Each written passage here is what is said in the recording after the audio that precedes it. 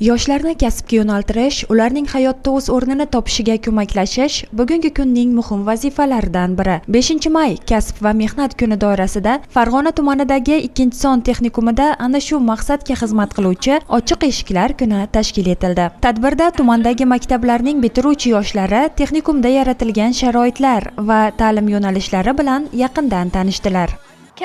Va mehnat kunida o'quvchilarga bo'lgan sharoitlari bilan tanishib chiqdik. Ustozlarga o'zimizga qiziq bo'lgan savollarni berdik. Maktabni tamomlaganimdan so'ng albatta shu yerda o'qishni niyat qildim.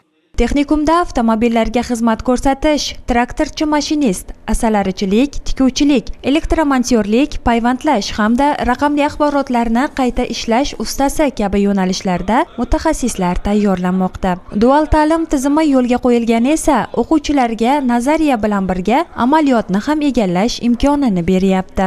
O'quvchilarimiz nazariy bilimlarni egallashdan tashqari hududimizdagi yirik korxonalarda olgan nazariy bilimlarni amaliyotda qo'llashadi.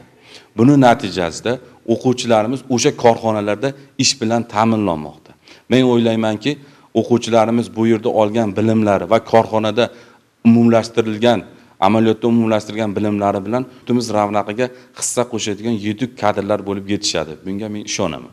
E'tiborlisi 2025-yildan boshlab texnikum diplomi 50 ga yaqin davlatda tan olinmoqda. Bu yoshlar uchun keng imkoniyatlar eshigini ochyapti. Bitiruvchi o'quvchilar zamonaviy jihozlangan xonalar, ko'rgazmali qurollar hamda tajribali ustozlar faoliyati bilan tanishdilar. Tikuvchilik ustaxonasida yaratilgan sharoitlar texnikum o'quvchilarining amaliy ishlari ham mehmonlarda katta qiziqish uyg'otdi.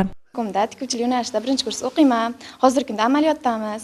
Tumanimizdagi korxonalarda bu yerda olgan nazariy bilimlarimni amaliyotda qo'llayapman. 1 yillik o'qishim davomida bu yerda bemalol andozalar va bolalar kiyimlarini tikishni o'rgandim. Hozirgi kunda mahalladagi qo'shnilarga ham bemalol buyurtma olib, kiyimlarni tikib bera olaman.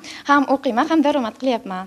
Asalarichilik yo'nalishida o'quvchilar ishtirokida 30 dan ortiq asalari oilalari parvarishlanmoqda. Asal mahsulotlari yetishtirilmoqda. Bu esa nafaqat kasb o'rganish, balki qo'shimcha daromad manbai yaratishga ham xizmat qiladi. Kasb va mehnat kuni maktab bitiruvchilari uchun nafaqat tanishtiruv, balki kelajak kasbini tanlashda muhim qadam bo'ldi. Ushbu tadbir yoshlar qalbida mehnatga hurmat, kasbga muhabbat tuyg'ularini yanada mustahkamladi.